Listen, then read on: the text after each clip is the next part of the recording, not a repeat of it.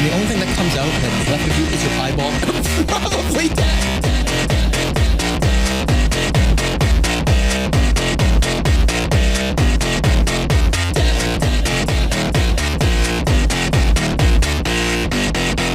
You still got like this part of your finger left.